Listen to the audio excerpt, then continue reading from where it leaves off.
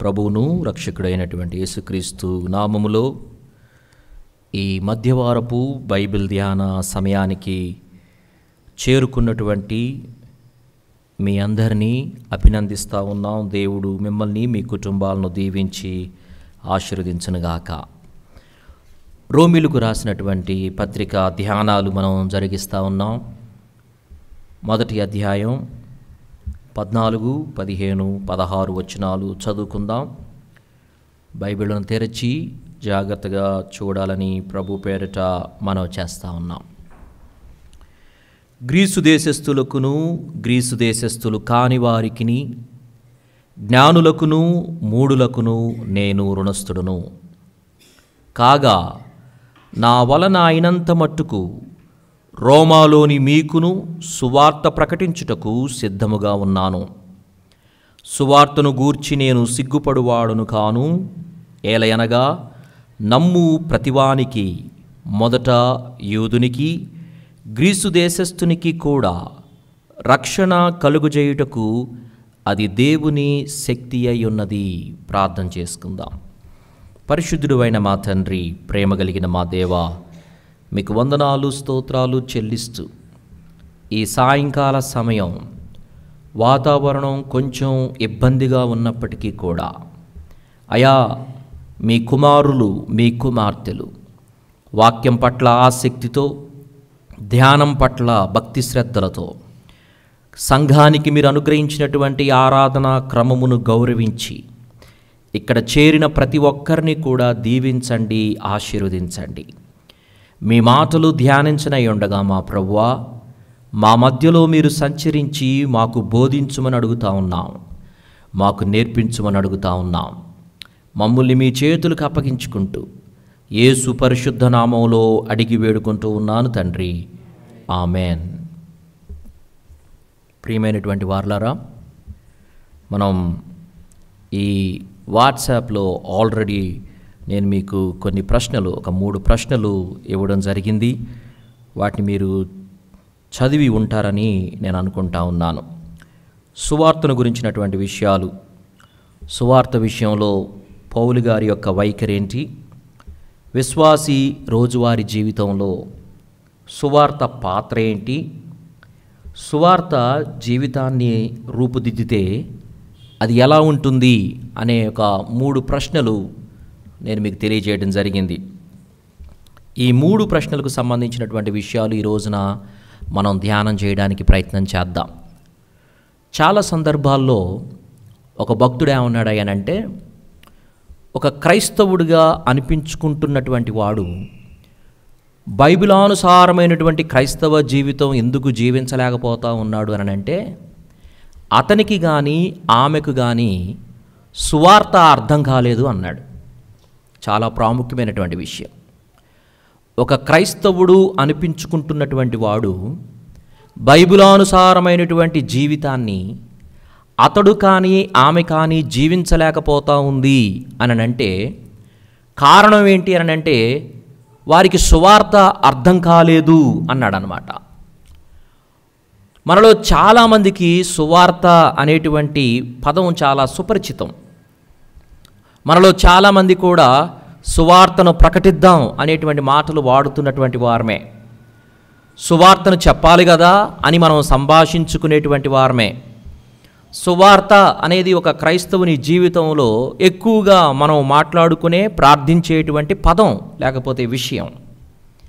కానీ ఒకవేళ నన్ను కూర్చోబెట్టి లేకపోతే నిన్ను కూర్చోబెట్టి సువార్త గురించినటువంటి విషయాలు కొన్ని మాట్లాడు అని అంటే కొంచెం కష్టతరమైనటువంటి విషయం.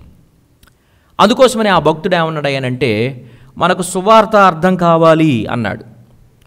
కొరింథీయులకు రాసినటువంటి పత్రికలో పౌలు గారు సంఘంలో ఉన్నటువంటి ప్రతి సమస్యకు పరిష్కారంగా దేన్ని చూపెడతాడాయనంటే సువార్తను చూపెడతాడు. వారిని సువార్త దగ్గరకు తీసుకొని వస్తాడు.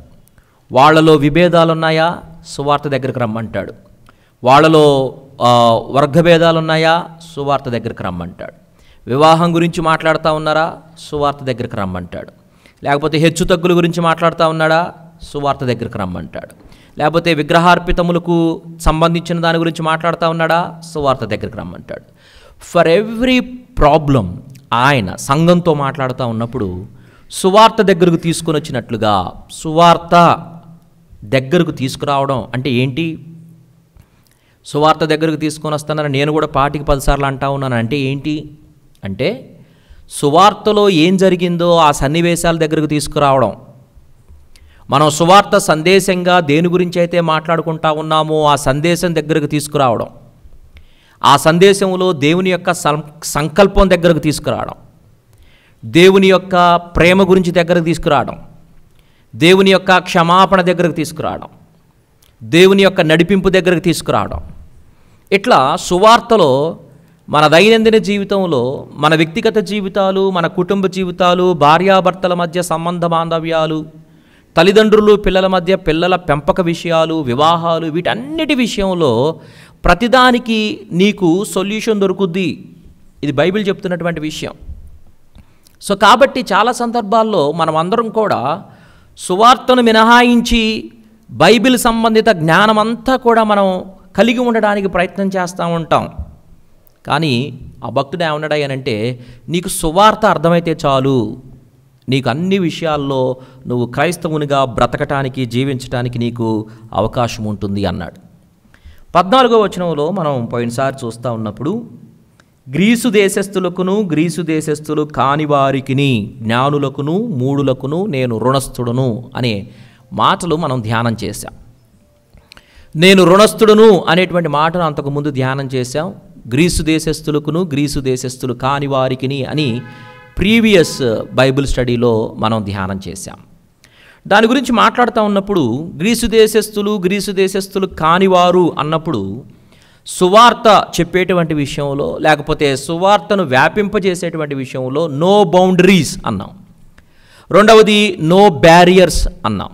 మూడవది నో బయాస్ అన్నాం. 3 ప్రాముఖ్యమైనటువంటి విషయాలు మాట్లాడుకున్నాం. సువార్త చెప్పడానికి మనకి బౌండరీస్ ఉండకూడదు, సువార్తను ప్రచురం చేయడానికి మనకి బ్యారియర్స్ ఉండకూడదు, మూడవది బయాస్ ఉండకూడదు. అందరికీ అన్ని చోట్లకి సమానంగా సమాంతరంగా సౌవార్తిక సందేశాన్ని మనం అందించాల్సినటువంటి వారం, వ్యాపింపజేయవలసినటువంటి వారం.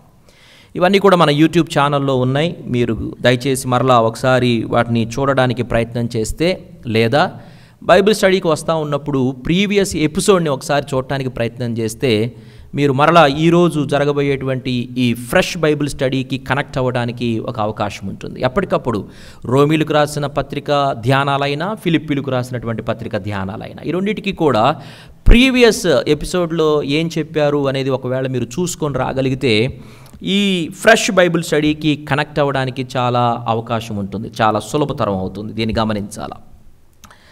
14, 15, 16 వచనాల్లో సువార్త పట్ల పౌలు గారి యొక్క వైఖరి, యాటిట్యూడ్ టువర్డ్స్ ద గాస్పల్, సువార్త పట్ల పౌలు గారి యొక్క దృక్కోణం, పర్స్పెక్టివ్ టువర్డ్స్ గాస్పల్ 14, 15, 16 వచనాల్లో 3 పదాలు వాడుతూ ఉన్నాడు. లేకపోతే నేరుగానో లేకపోతే నేరుగా కాకుండానో 3 భావాలు మనకు తెలియచేస్తూ ఉన్నాడు సువార్త విషయంలో.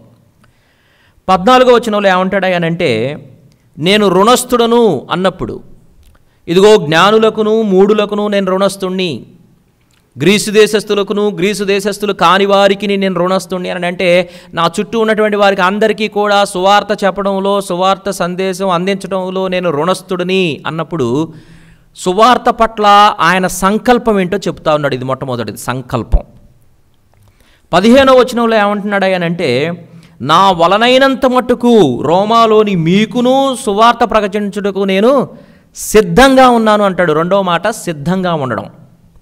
16వ వచనంలో ఏమంటాడు ఇదిగో నాకు సిగ్గు లేదు, నేను సిగ్గుపడువాడను కాను అని అంటాడు. సువార్త విషయంలో పౌలు గారి యొక్క వైఖరి 3 పదాలతో మనం చూడాలా. ఒకటి, ఆయన సంకల్పం, నా చుట్టూ ఉన్నటువంటి వారికి అందరికీ వీలైనంత వరకు నేను సువార్తను ప్రచురం చేయాలా, ఇది ఆయన సంకల్పం. రెండవది, ఇదిగో మీరు ఒకవేళ సువార్త విన్నారు, మీరు సువార్తను బట్టి రక్షించబడ్డారు, మీరు సంఘంలో ఎదుగుతూ ఉన్నారు, కానీ మీకు కూడా ఒకవేళ అవసరమైతే నేను సువార్త చెప్పడానికి సిద్ధంగా ఉన్నాను అనేటువంటి మాట. మూడవది, సువార్త చెప్పేటువంటి విషయంలో నేను సిగ్గుపడను అని అంటా ఉన్నాడు. ఎందుకు ఈ మాట వాడుతూ ఉన్నాడు ఆయనంటే, ఈ రోమీలు లేకపోతే గ్రీకులు వీళ్ళందరూ కూడా జ్ఞాన సముపార్జన ఎక్కువగా ఆశించేటువంటి వారు, జ్ఞాన సంబంధమైనటువంటి విషయాల వెనుక వీళ్ళు పరిగెత్తేటువంటి వారు. ఆ రోజుల్లో సిలువ వేయబడినటువంటి క్రీస్తుని మేము ప్రకటిస్తున్నాం అని అంటే, ఒరే సిలువ వేయబట్టమే నవ్వు తెప్పించే విషయం రా బాబు, అదొక పిచ్చి విషయం, అదొక అవమానకరమైనటువంటి విషయం, అలాంటి వాడిని మా దగ్గరకు వచ్చి ప్రకటిస్తున్నావేంటి, చాలా అపహాస్యం చేసేటువంటి విషయం, ఎవడరాయుడు పిచ్చోళ్ళలాగా ఉన్నాడు అని మాటలు మాట్లాడేటువంటి విషయం. అందుకోసం పౌలు గారు ఏమంటున్నాడు అయ్యానంటే, మీరు ఏమన్నా అనుకోండి, నేనైతే సిగ్గుపడను, నేను సువార్త ప్రకటించుటకు సిగ్గుపడువాడను కాను అని అంటా ఉన్నాడు. ప్రియమైన వారలారా, మనం కూడా సువార్త విషయంలో అసలు మీ సంకల్పం ఏంటి? సువార్త విషయంలో మీ సంకల్పం ఏంటి? మీ బంధువుల్లో ఎవరికైనా సువార్తను ప్రకటించాలని మీరు ఎప్పుడైనా రాసి పెట్టుకున్నారా? మీ స్నేహితుల్లో నేను వీళ్ళకి సువార్త ప్రకటించాలని మీరు ఎవరైనా రాసి పెట్టుకున్నారా?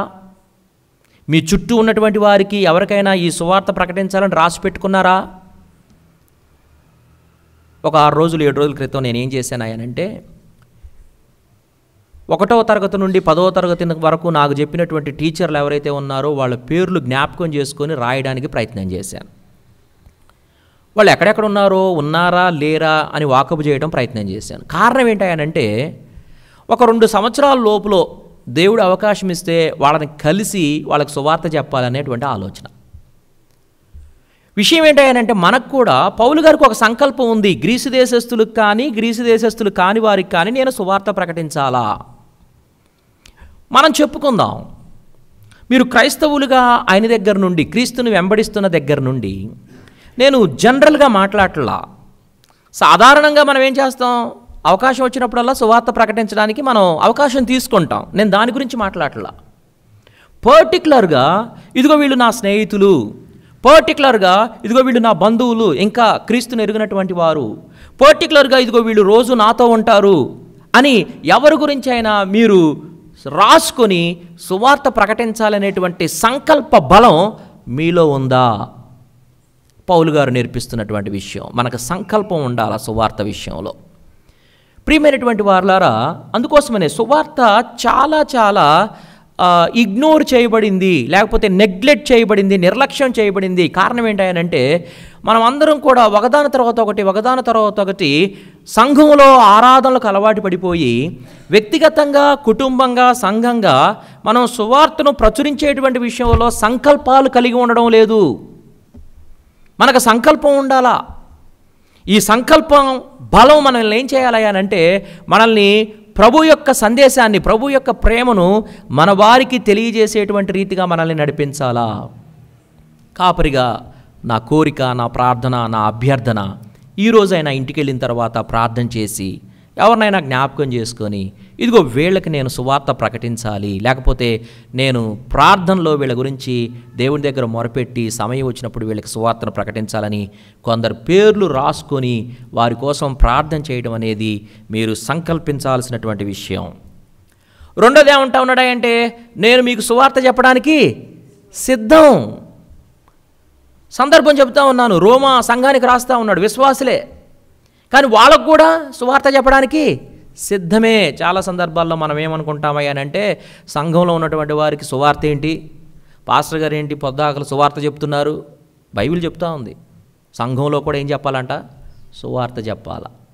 ఎందుకు అనే విషయాలు నేను మరలా ఒక 30 నిమిషాల్లో 40 నిమిషాల్లో నేను మాట్లాడబోతా ఉన్నా.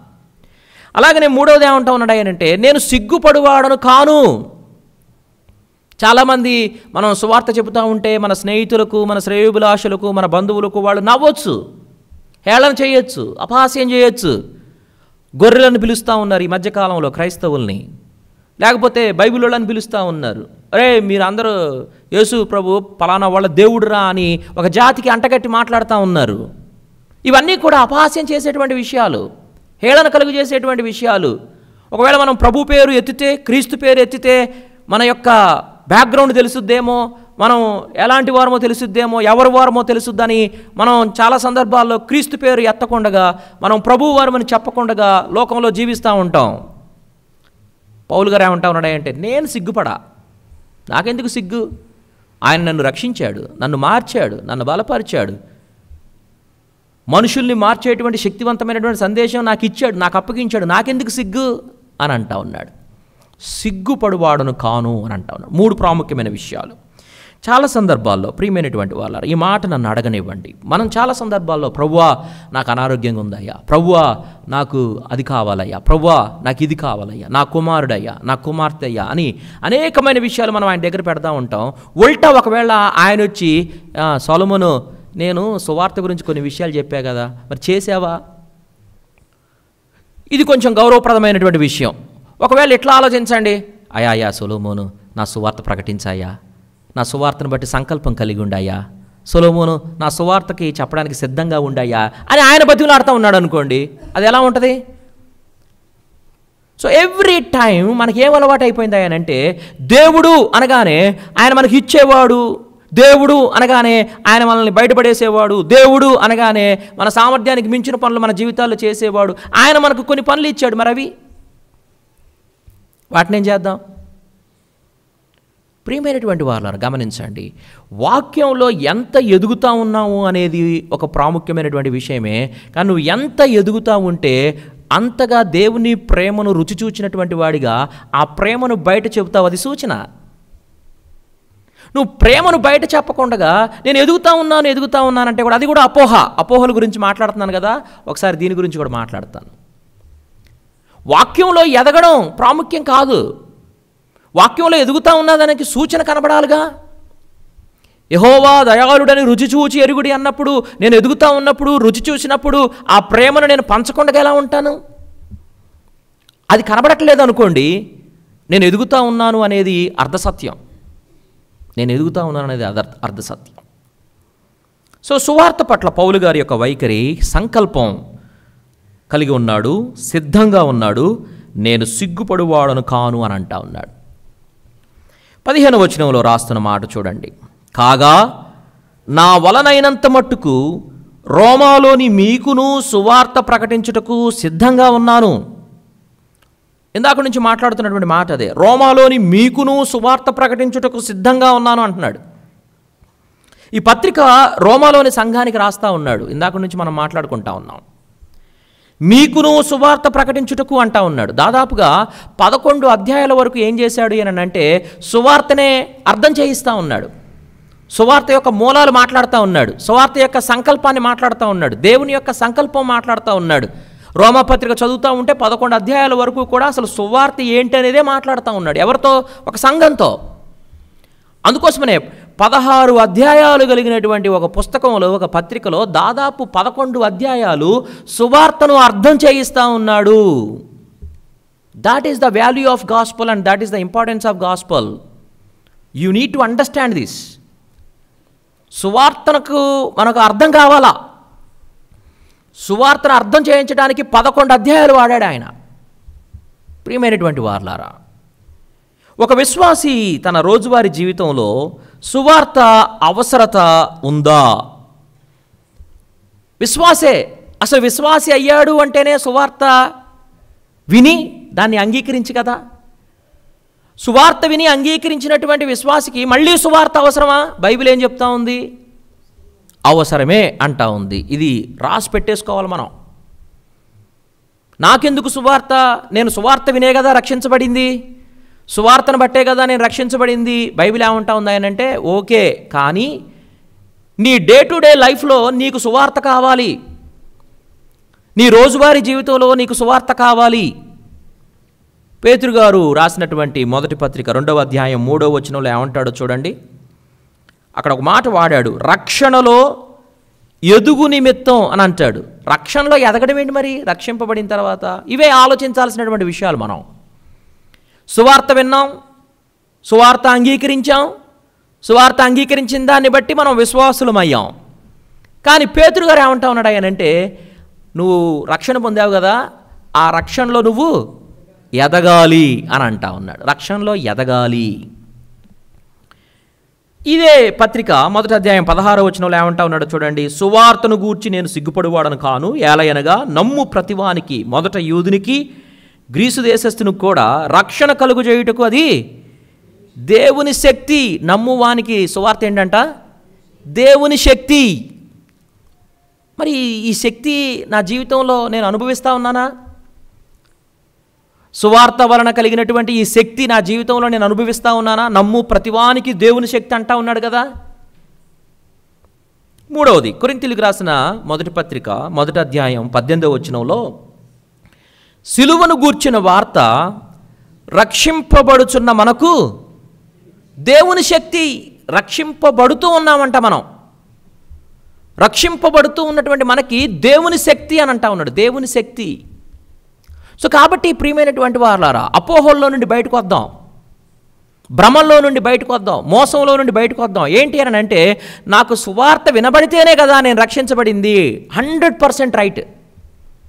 కానీ నువ్వు ఆ రక్షణలో ఎదగాలన్నా, ఆ సువార్త వలన కలిగిన దేవుని శక్తిని నువ్వు అనుభవించాలన్నా, రక్షింపబడుతున్నటువంటి నీకు సిలువను గూర్చిన వార్త దేవుని శక్తి అనేటువంటి అనుభవ ప్రయాణంలో నువ్వు ఉండాలన్నా, నీకు రోజువారీ జీవితంలో, నాకు రోజువారీ జీవితంలో సువార్త యొక్క పాత్ర చాలా గొప్పది.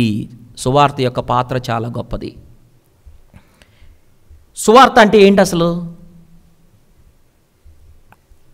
సువార్త మన జీవితాలకు రూపుదిద్దుతుందా? షేప్ చేస్తుందా? మన జీవితాలను షేప్ చేస్తుందా సువార్త? ఒకవేళ సువార్త చేత రూపుదిద్దబడినటువంటి జీవితం ఎలా ఉంటుంది? సువార్త మన రోజువారీ జీవితాలను ఎలా మారుస్తుంది? ఈ విషయాలు మనం ఆలోచించాలా. ఎందుకు ఇంత శ్రద్ధ తీసుకొని అసలు దేవుని యొక్క ప్రత్యక్షత దగ్గర నుండి, దేవుని యొక్క ఆ నీతి దగ్గర నుండి ప్రారంభం చేసి 11 అధ్యాయాల్లో గంభీరమైనటువంటి మాటలు, సువార్త సందేశాన్ని పౌలు గారు ఈ సంఘానికి ఎందుకు రాస్తా ఉన్నాడు? ఆలోచించాలా, దృష్టి పెట్టాలా, ధ్యానం చేయాలా. సువార్త అంటే ఏంటి అని అంటే, ఒక ఆయన ఏమన్నాడంటే, సువార్త అనేది సలహా కాదు, సువార్త అనేది సందేశం అన్నాడు.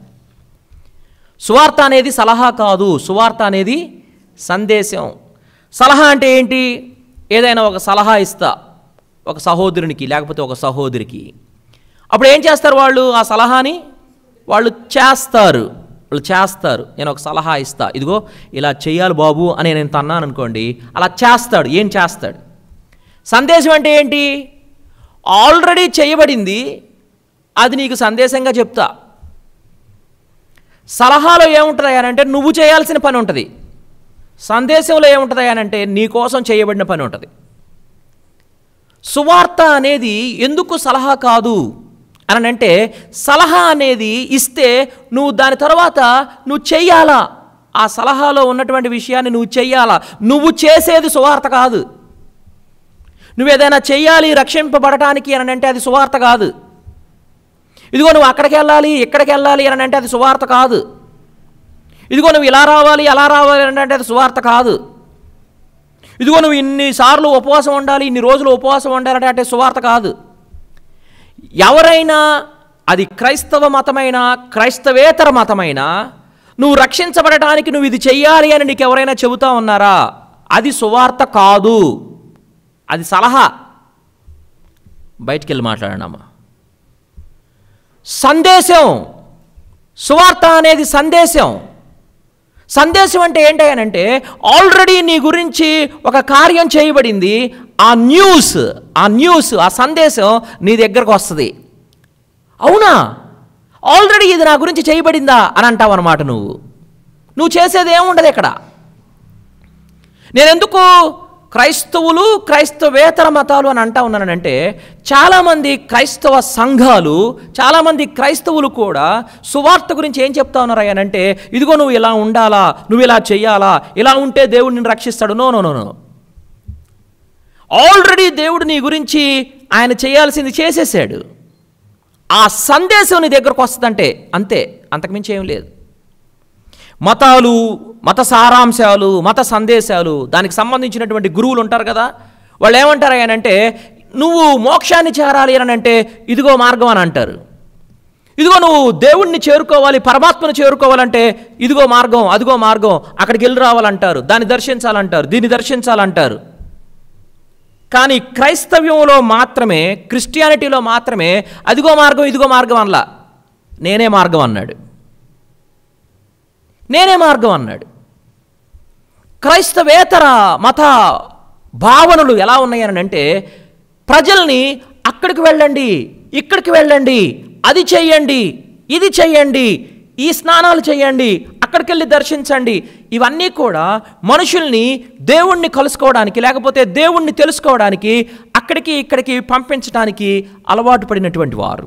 వాళ్ళ భావనలు అలా ఉన్నాయి. కానీ క్రైస్తవ్యంలో ఏమన్నాడయ్యానంటే నేనే మార్గం అన్నాడు. క్రైస్తవేతర మత భావనలు ఎలా ఉన్నాయనంటే మీరు మా దగ్గరకు రావాలి, మీరు మా దగ్గరకు రావాలి అన్నాడు. క్రైస్తవ్యంలో ఉన్న భావన ఏంటంటే నేనే మీ దగ్గరకు వచ్చానన్నాడు. సువార్త మనకు అర్థం కావాలి ప్రియమైనటువంటి వారలారా. సువార్త అర్థం కావాలి అనే మాట నేను పదే పదే చెప్తా ఉన్నాను. Please try to understand what gospel is.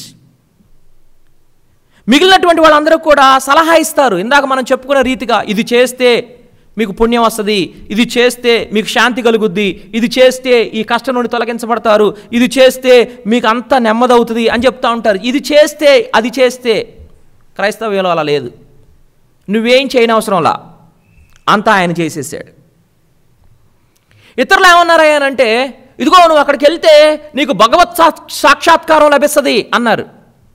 ఇదిగో నువ్వు అక్కడికి వెళ్తే ఇదిగో నువ్వు మోక్షం లభిస్తుంది అన్నారు. ఏమన్నాడయ్యానంటే నా దగ్గరకు వస్తే నువ్వేంటో నీకు తెలుసుద్ది అన్నాడు. క్రీస్తు దగ్గరకు వస్తే ఏమన్నాడయ్యానంటే నువ్వేంటో నీకు తెలుసుద్ది. క్రైస్తవేతర మత భావనలు ఎలా ఉన్నాయనంటే మీరు ఫలాంది చేస్తే దైవ సాక్షాత్కారం అన్నారు, నీకు దేవుని దర్శనం అన్నారు. క్రైస్తవ్యంలో ఏముందంటే నువ్వు నా దగ్గరకు వస్తే నువ్వేంటో నీకు తెలుసుద్ది అన్నాడు. నువ్వేంటో నీకు తెలుసుద్ది అన్నాడు. ప్రియమైనటువంటి వారలారా, క్రీస్తు సందేశం ఇచ్చాడు, ఆ సందేశం తానే అయ్యాడు. యేసుక్రీస్తు ప్రభువుల వారు మానవుడు తనను తాను కనుగొని మార్పు వైపుకు పయనించడం కోసం చేసినటువంటి కార్యమే సువార్త. యేసుక్రీస్తు ప్రభువుల వారు మానవుడు తనను తాను కనుగొని మారు మనసు వైపుకు ప్రయాణం చేయడానికి చేసినటువంటి కార్యమే సువార్త. ఇది అర్థం కావాలా? మరి అది సువార్త అయినప్పుడు నా జీవితంలో మారు మనసు ప్రయాణం కనబడట్లేదు అని అంటే నాకు సువార్త అర్థం కాల, నా జీవితంలో సువార్త పనిచేయలే. మారు మనసు సంబంధిత జీవిత ప్రయాణం నాలో కనబడడం లేదు. అందరికీ పక్కన పెట్టండి, నాకు కనబడడం లేదు కదా. నేనేంటో నాకు తెలుసు, మీరేంటో మీకు తెలుసు. మీరు మిమ్మల్ని గురించి ఆలోచించుకున్నప్పుడు ఆల్రెడీ ఒకవేళ మీరు బైబిల్ చదివేటువంటి అవకాశం ఉన్నా లేకపోయినా, అలవాటు ఉన్నా లేకపోయినా, విన్నటువంటి వాక్యాలను బట్టి, విన్నటువంటి ప్రసంగాలను బట్టి, బోధనలను బట్టి నీకు ఆల్రెడీ క్రైస్తవ జీవితం అంటే ఏంటో, క్రైస్తవ కుటుంబం అంటే ఏంటో, క్రైస్తవుని మాటలు ఎలా ఉండాలో, క్రైస్తవుని పోకడ ఎలా ఉండాలో నీకు ఆల్రెడీ ఒక పిక్చర్ క్లియర్గా అర్థమైపోయింది. పరిశుద్ధాత్ముడు నీకు చెప్పేశాడు. దాన్ని బట్టి నువ్వు ఆలోచించుకున్నప్పుడు నీకు కనబడట్లా నీ జీవితం, అది నీకు డామ్ షూర్. నన్ను చెప్పనీయండి, ఈ మాట రక్షించబడలేదు, సువార్త మీకు అర్థం కాలేదు. ఇంకొకరికి కనబడిన అవసరం లేదు మన జీవితాలు, ఇంకొకరికి కనబడిన అవసరం లేదు. నన్ను నేను చూసుకున్నప్పుడు నాకు అర్థమైపోద్ది నేను రక్షించబడినటువంటి వ్యక్తినా, రక్షణ లేనటువంటి వ్యక్తినా అని. సువార్త సలహా కాదు, సందేశం అని చెప్పాం కదా. సలహా ఏం చేస్తాయి అంటే మన మీద భారాన్ని మోపుద్ది. ఫర్ ఎగ్జాంపుల్, అబ్బాయి రాజ్ కుమార్ నువ్వు మోక్షం వెళ్ళాలి అని అంటే ఇదిగో ఉన్నటువంటి ఒక 7 క్షేత్రాలు ఉన్నాయి, ఆ క్షేత్రాలన్నింటినీ కూడా నువ్వు తిరగాలి అని అంటే మనోడు ఏం చేస్తాడో తెలుసా? డబ్బులున్నా లేకపోయినా, తిండున్నా లేకపోయినా ఏదో ఒకటి చేసి అమ్మి పొలమమ్మో బంగారం అమ్మో ఆ 7 క్షేత్రాలు తిరిగి వస్తాడు. సలహా ఏం చేస్తాయనంటే మన మీద భారం పెంచుద్ది. సువార్త సందేశం ఏం చేస్తాయనంటే మన మీద, మనలో ఉన్నటువంటి భారం మొత్తాన్ని తీసివేస్తుంది. ఇది సువార్త. ఒకవేళ క్రైస్తవుల్లో కూడా సువార్త అనేటువంటి పేరుతో భారం పెంచుతూ ఉన్నారనుకోండి, అది సువార్త కాదు. ప్రయాసపడి భారము మోయుచున్నటువంటి వారలారా నా యొద్దకు రండి, నేను మీకు విశ్రాంతిని కలుగ చేస్తా. అందుకోసమే నేను మరలా చెప్తా ఉన్నా, క్రైస్తవుల్లో కానీ క్రైస్తవేతర మతాల్లో కానీ నువ్వు రక్షించబడడానికి, నువ్వు మోక్షంలో ఉండడానికి, నువ్వు దేవునితో ఉండడానికి నీ మీద భారం మోపబడతా ఉంటే అది సువార్త కాదు. నీ భారాన్ని తీసివేసేది సువార్త, నిన్ను తేలికపరిచేది సువార్త, నిన్ను నెమ్మదిపరిచేది సువార్త. నువ్వు రక్షింపబడినప్పుడు ఏం జరుగుద్దో తెలుసా? ఈ అనుభవం ఇక్కడ చాలామందికి ఉంటుందని నేను అనుకుంటా ఉన్నాను. లేకపోతే కలిగి ఉండడానికి దేవుని దగ్గర ప్రార్థన చేయండి. నువ్వు రక్షించబడినప్పుడు ఏం జరుగుద్దో తెలుసా? ఆ పర్టికులర్ టైంలో నీ శరీరంలో నుండి ఒక 100-200 కిలోలది ఏదో తీసేసినట్టు అనిపిస్తుంది అనమాట. చాలా తేలికైపోతావు. నీ పాపాన్ని ఒప్పుకొని పశ్చాత్తాపడి ఆయన చేత రక్షించబడినప్పుడు భారం అంతా వెళ్ళిపోయినట్టుగా ఉంటుంది. ఏదో నా శరీరంలో నుండి ఒక 200 కిలోలది ఏదో తీసేసినట్టుగా ఫీల్ అవుతాం. అంత తేలికైపోతాం. సువార్త మన జీవితాల్ని రూపుదిద్దుతుందా అని అంటే కొన్ని ఉదాహరణలు చెప్పేసి నేను నా మాటలు ముగిస్తాను. మొట్టమొదటి ఉదాహరణ, సువార్త మన జీవితాలను రూపుదిద్దుతుందా అంటే గలతీయులకు రాసిన పత్రిక 2వ అధ్యాయం 14వ వచనం. గలతీయులకు రాసిన పత్రిక 2వ అధ్యాయం 14వ వచనం. పౌలు గారు రాస్తా ఉన్నాడు కదా, ఏమంటా ఉన్నాడు అంటే, వారు సువార్త సత్యము చొప్పున క్రమముగా నడుచుకొనక పోవుట నేను చూచినప్పుడు. చాలా జాగ్రత్తగా పదాలు గమనించండి. వారు సువార్త సత్యము చొప్పున క్రమముగా నడుచుకొనకపోవుట నేను చూచినప్పుడు అందరి ఎదుట కేఫాతో నేను చెప్పినదేమనగా, నీవు యూదుడవై ఉండియు యూదుని వలె కాక అన్యజనుల వలనే ప్రవర్తించుచుండగా అని అంటాడనమాట. మనకందరికీ తెలుసు సందర్భం ఏంటో. పేతురు గారు అన్యజనులతో కలిసి భోజనం చేస్తూ ఉన్నాడు. ఈ లోపల యూదులు వచ్చారు. యూదులు రావడంతోనే పేతురు గారు గబగబా హడావుడిగా చేయగడుక్కొని లేచేశాడు. ఎందుకోసం అంటే అన్యులతో కలిసి భోంచేస్తున్నాడు ఏంటి పేతురు గారు, కేఫా గారు అని అనుకుంటారేమోని గబగబా లేచాడు. ఇది పౌలు గారు చూశాడు. పౌలు గారు చూసి ఏం చేస్తా ఉన్నాడు ఆయన అంటే, ఏమయ్యా పేతురు, నువ్వేంటి అలా చేస్తూ ఉన్నావు? అన్యులతో భోంచేస్తే ఏమవుద్ది? నువ్వెందుకు లేస్తూ ఉన్నావు? నువ్వెందుకు తడబడతా ఉన్నావు? నువ్వెందుకు కంగారు పడతా ఉన్నావు? పేతురు గారు ఏమని అనుకున్నాడు అయ్యానంటే, ఒక యూదుడు అన్యుడితో కలిసి భోంచేస్తే యూదులు దీన్ని సహించరు, లేకపోతే యూదులు దీన్ని ఒప్పుకోరు అని అనుకున్నాడు. కానీ పౌలు గారు ఏమంటా ఉన్నాడు అయ్యానంటే, నువ్వు అట్లా ఎట్లా చేస్తావు? అయితే అట్లా ఎట్లా చేస్తావు అని అడిగిన దానికి కొలబద్ద ఏం మాట్లాడుతూ ఉన్నాడో తెలుసా? చూడండి, వారు సువార్త సత్యము చొప్పున క్రమముగా నడుచుకొనక. కొలబద్ద ఏంటి? సువార్త సత్యము చొప్పున క్రమంగా నడుచుకోవట్లేదు నువ్వు పేతురు. సువార్త సత్యం ఏంటో తెలుసా? సువార్త సత్యములో జాతి భేదాలు ఉండకూడదు. సువార్త సత్యములో ఎలాంటి గోడలు కట్టుకోకూడదు. సువార్త సత్యంలో కులం ఉండకూడదు. సువార్త సత్యంలో ప్రాంత భేదం ఉండకూడదు. సువార్త సత్యంలో ఎలాంటి భేదాలు ఉండకూడదు. కానీ ఒకవేళ ఈ భేదాలతో మనుషులను చూస్తున్నాం అనుకోండి, ఈ భేదాలతో మనుషులతో మాట్లాడుతున్నాం అనుకోండి, కాపరిగా నన్ను చెప్పనియండి, మీరు సువార్త అర్థం చేసుకున్నవారు కాదు. సువార్త మీలో దేవుని శక్తిగా పనిచేయడం లేదు. సువార్త వలన మీరు రక్షించబడినటువంటి వారు కారు. ఈ మాట నన్ను స్పష్టంగా చెప్పనియండి. ఎప్పుడైతే వీటన్నిటికీ పైగా సువార్త సత్యం వలన మీరు క్రమంగా నడుచుకుంటారో అప్పుడు సువార్తకు మీకు సంబంధం ఉంది. జాతి భేదం, జాతి అహంకారం, నేను గొప్ప కాదు, నేను కరెక్ట్, వారు కరెక్ట్ కాదు అనేటువంటి భావనలో ఒకవేళ ఉన్నారనుకోండి, కష్టమైపోతుంది. గమనించండి, నేను ఈ సహోదరుడు మొన్న జగద్గిరిగుట్ట బండ్లగూడ ప్రాంతంలో ఒక క్రిస్మస్ మీటింగ్కి వెళ్ళాం. అక్కడికి వెళ్తే చాలా ఘనంగా జరిగించబడతా ఉంది. నేను వాక్యం చెప్పాను. వాక్యం చెప్పేసిన తర్వాత అక్కడే దగ్గరలో ఉన్నటువంటి ఒక చిన్న హోటల్, ఆ హోటల్ వాళ్ళే దానికి స్థలం ఇచ్చారు. ఆ హోటల్లో మమ్మల్ని కూర్చోబెట్టారు భోజనం చేయడానికి. అవతల పక్క కొంతమంది అదే హోటల్లో మద్యపానం సేవిస్తూ ఉన్నారు. ఆ హోటల్ ఓనర్ ఏం చేశాడు ఆయనంటే, ఆ డోరేయమన్నాడు. డోరేయమంటే అవతల వాళ్ళకి చాలా కోపం వచ్చేసి యువతలకు వచ్చి ఆల్రెడీ తాగి ఉన్నారు కాబట్టి చెడ్డ మాటలు మాట్లాడుతూ ఉన్నాడు, గట్టిగా మాట్లాడుతూ ఉన్నాడు, కుర్చీలు దంతా ఉన్నాడు, టేబుల్ దంతా ఉన్నాడు.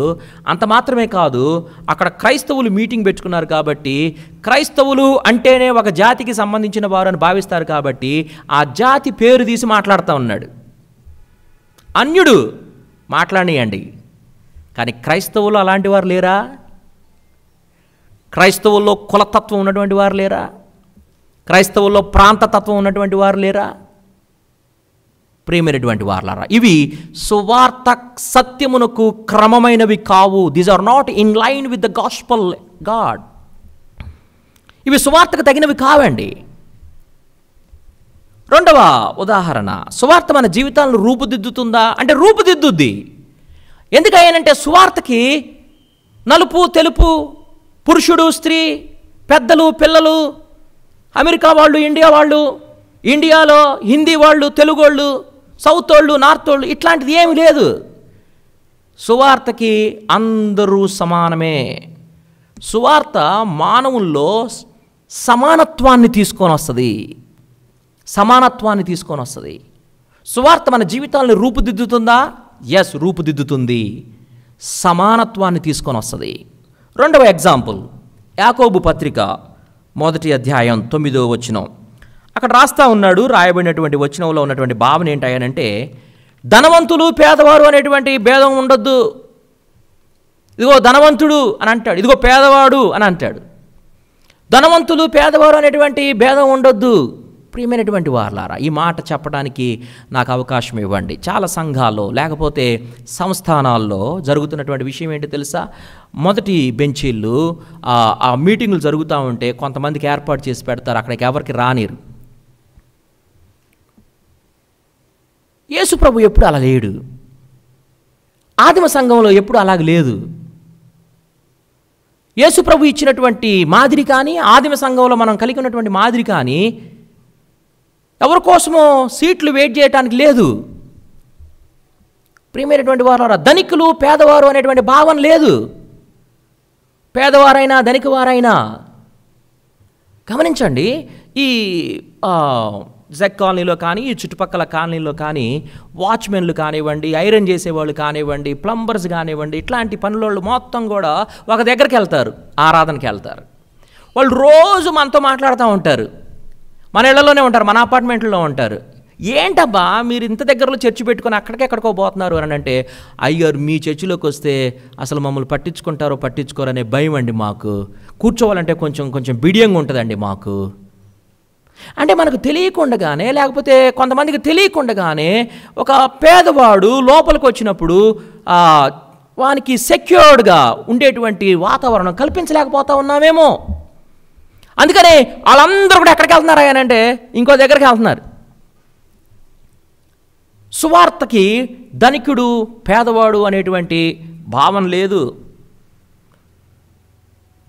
మూడవ ఉదాహరణ, కొరింథీయులకు రాసినటువంటి 2వ పత్రిక 8వ అధ్యాయం 9వ వచనంలో ఏమంటున్నాడు అంటే, మీరు మన ప్రభువైన యేసుక్రీస్తు కృపను గూర్చి ఎరుగుదురు కదా, ఆయన మిమ్మల్ని ధనవంతులుగా చేయడానికి ధనవంతుడైనటువంటి ఆయన మీకోసం దరిద్రుడాయను అని అంటూ ఉన్నాడు. వాస్తవంగా దేని గురించి అక్కడ డీల్ చేస్తూ ఉంటాడు ఆయన అంటే, కొరింథీ సంఘంలో ఉన్నటువంటి వారిని, యెరూషలేములో ఉన్నటువంటి వారికి, అవసరతలో ఉన్నటువంటి వారికి ధనాన్ని ఇవ్వడానికి లేకపోతే కానుకలు ఇవ్వడానికి వాళ్ళతో మాట్లాడుతూ ఉంటాడు. ఆ సందర్భంలో ఉదాహరణ లేకపోతే వాళ్ళకి ప్రోత్సాహం ఇచ్చేటువంటి మాట ఏం చెప్తూ ఉంటాడు ఆయన అంటే, మీరు మన ప్రభువైన యేసుక్రీస్తు కృపను గురించి ఎరుగుతారు కదా అని అంటాడు అనమాట. ప్రోత్సహించడానికి ఇంకోటి వాడొచ్చు కదా. సొలొమోను గారు అవసరతలో ఉన్నాడయ్యా, ఆపదలో ఉన్నాడయ్యా, ఆపదలో ఉన్నాడు, అట్లుంటే నువ్వు ఎట్లా ఇవ్వండి అయ్యా అనొచ్చు కదా. వాళ్ళు ఇవ్వడానికి దేన్ని ఉదాహరణకు చెప్తా ఉన్నాడు ఆయన అంటే, క్రీస్తు కృపను జ్ఞాపకం చేస్తూ ఉన్నాడు. మీరు మన ప్రభువైన యేసు క్రీస్తును కృపను ఎరుగుదురు కదా. ఆయన మీకోసం మిమ్మల్ని ధనవంతులుగా చేయడానికి ఆయన ఏమయ్యాడు? దరిద్రుడయ్యాడు. ఇచ్చేటువంటి విషయంలో నువ్వు ఎప్పుడన్నా దరిద్రుడు అయ్యావా? అంత అవకాశం దేవునికి ఎందుకు ఇస్తాం మనం? లెక్కలు కట్టుకొని ఉన్న దాంట్లో ఇస్తూ ఉంటాం మనం. ఒకసారి చెప్పాను కదా, 10వ వంతు అని అంటే 10వ వంతే. 10 సార్లు లెక్క పెడతాం. ఎందుకో తెలుసా? తక్కువ వచ్చిందా అని కాదు, ఎక్కువ వచ్చిందేమో అని. దేవుడేమో మన కోసం దరిద్రుడు ఆయను అన్నప్పుడు దేవుని కోసం నువ్వు ఎప్పుడన్నా దరిద్రుడు అయ్యావా ఇచ్చేటువంటి విషయంలో? ఉదాహరణకి ఆయన ధర్మశాస్త్రాన్ని బట్టి ధర్మశాస్త్రమును నెరవేర్చుటకు వచ్చినటువంటి వాడు అని రాస్తా ఉన్నాడు కదా. ధర్మశాస్త్రాన్ని బట్టి నెరవేర్చుటకు వచ్చినటువంటి వాడు అంటే యేసుక్రీస్తు రక్తంలో ఎంత రక్తం ఇవ్వాలి మనకి? 10% ఇవ్వాలి, 10 భాగం. ఎంత రక్తం ఇచ్చాడు? మీరెందుకు మరి దశంభాగం దగ్గర ఆగిపోయారు? ఎవరు చెప్పారు మీకు దశంభాగం దగ్గర ఆగిపోమని? ప్రియమైనటువంటి వారలారా, సువార్త అర్థం కావట్లా మనకు. అందుకనే సువార్తలో ఆయన విడిచిపెట్టకూడని భాగ్యమని ఎంచుకొనక దాన్ని అంతా విడిచిపెట్టి వచ్చేసాడు, రిక్తుడైపోయాడు, దరిద్రుడైపోయాడు అని బైబిల్ చెప్తా ఉంటే ఆయన కోసం మనం ఆ స్థితిలోకి వెళ్ళట్లేదే. లెక్కలు కడుతున్నాం ఎందుకు మనం? అందుకోసమని సువార్త అర్థమైనటువంటి వాళ్ళు వాళ్ళ స్థలాలు అమ్ముకొని వచ్చేసారు, వాళ్ళ ఇళ్ళు అమ్ముకొని వచ్చేసారు, వాళ్ళ కుటుంబాలు పణంగా పెట్టి వచ్చేసారు. దారి మధ్యలో ఓడ ప్రయాణంలో పిల్లలు చనిపోతూ ఉంటే సముద్రాల్లో విసిరిపడేసి వచ్చేసారు. వాళ్ళకి సువార్త అర్థమైంది. వాళ్ళకి అర్థమయ్యి వాళ్ళు వచ్చారు కాబట్టే, వాళ్ళు దేవుని కోసం దరిద్రులయ్యారు కాబట్టి ఈ రోజున నీవు నేను ఇలాంటి స్థలాలు కలిగి ఉండి, ఇలాంటి మందిరాలు కలిగి ఉండి మనం దేవుని ఆరాధించుకోగలుగుతా ఉన్నాం. నువ్వు ఎవరి కోసం దరిద్రుడు అవుతున్నావు? నేను ఎవరి కోసం దరిద్రుని అవుతా ఉన్నా? సువార్త అర్థమైతే మనం దరిద్రులం అయిపోతాం. ఎందుకు? ఇంకొకళ్ళని ధనవంతులు చేయడానికి. ఇంకొక ఉదాహరణ, ఎఫెసీయులకు రాసిన పత్రిక 5వ అధ్యాయం 25 నుండి 27 వరకు ఉన్న వచనాలు. మనకందరికీ తెలిసిందే, చాలా సందర్భాల్లో మాట్లాడుకుంటాం మనం. కుటుంబం గురించి మాట్లాడుతూ ఉంటాడు. 25వ వచనంలో, పురుషులారా మీరును మీ భార్యలను ప్రేమించండి, మీరును మీ భార్యలను ప్రేమించండి అని చెప్పి పోలికగా ఏం చెప్తా ఉంటాడు? అటువలే క్రీస్తు కూడా సంఘమును ప్రేమించి అని అంటాడు. అంటే ఏంటది? సంఘమును ప్రేమించి ఏం చేశాడు ఆయన? ప్రాణాన్నే ఇచ్చేశాడు. అంటే సువార్త గురించి మాట్లాడుతూ ఉన్నాడు. ప్రాణాన్ని ఇవ్వడం అంటే సువార్త గురించి మాట్లాడుతూ ఉన్నాడు. అంటే ఇద్దరు భార్యాభర్తల మధ్య సంబంధ బాంధవ్యాలు, ఒకరికొకరు లోబడటము, ఒకరికొకరు ప్రేమించడం అనేది దేనితో ముడిపెడతా ఉన్నాడు? సువార్తతో ముడిపెడతా ఉన్నాడు. సువార్తతో ముడిపెడతా ఉన్నాడు. అందుకోసమే భర్తలు ఒకవేళ మీరు ప్రేమించట్లేదు అని అంటే మీకు సువార్త అర్థం కాల. భార్యలు ఒకవేళ మీరు లోబడడం లేదు అని అంటే మీకు సువార్త అర్థం కాల. మన జీవితం అంతా కూడా రూటెడ్ ఇన్ ద గాస్పల్. మన సువార్తలో మన జీవితాలు వేరుపార స్థిరపడాలా. మనం క్షమించలేకపోతా ఉన్నామా? సువార్త అర్థం కాల. మనం టాలరెన్స్ చేయలేకపోతా ఉన్నామా? మనకు సువార్త అర్థం కాల. ఆ రోజుల్లో ఎఫెసీయులకి పత్రిక రాస్తా ఉన్నప్పుడు భార్యాభర్తలు, లేకపోతే భర్తలకు భార్యలు అంటే ఎలాంటి అవగాహన ఉండేది, లేకపోతే పెళ్ళిళ్ళు ఎందుకు చేసుకునేవాళ్ళు అయ్యానంటే ఇంటి పనులు చూసుకోవడానికి, అలానే ఏదైనా వ్యాపార సంబంధమైనటువంటి విషయాలు మెరుగుపడటానికి వాళ్ళు పెళ్ళిళ్ళు చేసుకునేటువంటి వారు. అలాగనే స్టేటస్ సింబల్గా కూడా పెళ్ళిళ్ళు చేసుకునేటువంటి వారు. అలాంటి వారితో మాట్లాడుతూ ఉన్నాడు. ఏమన్నానంటే, మీ భార్యల్ని ప్రేమించండి అయ్యా, బిజినెస్ కోసం కాదు, స్టేటస్ కోసం కాదు, ఇంట్లో పనులు చేసుకోవడం కాదు మీరు పెళ్ళిళ్ళు చేసుకోవాల్సింది. మీ భార్యల్ని మీరు ప్రేమించండి, వాళ్ళలో ఆనందించండి, చెరిష్ అవ్వండి వాళ్ళలో అని అంటా ఉన్నాడు అనమాట. అని చెప్తూ దేని చెప్తా ఉన్నాడు ఆయన అంటే, సువార్తలో అదే జరిగింది, సువార్తలో అదే జరిగిందని చెప్తా ఉన్నాడు. 5వది, తీతుకు రాసినటువంటి పత్రిక 2వ అధ్యాయం 11వ వచనం. తీతుకు రాసినటువంటి పత్రిక 2వ అధ్యాయం 11వ వచనం.